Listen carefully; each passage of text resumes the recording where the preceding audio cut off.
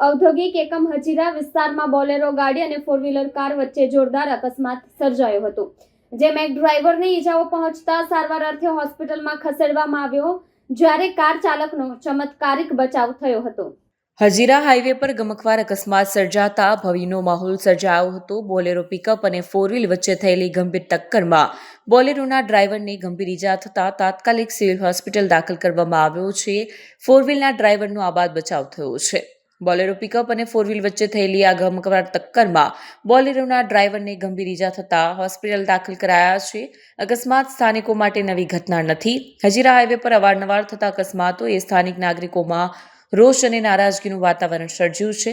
સ્થાનિકોએ તંત્ર તરફ ગંભીર ધ્યાન ન આપવાનો આરોપ મૂક્યો છે અને હાઈવે પર સુરક્ષાના પાયાની સુવિધા ઊભી કરવા ભાર મૂક્યો છે.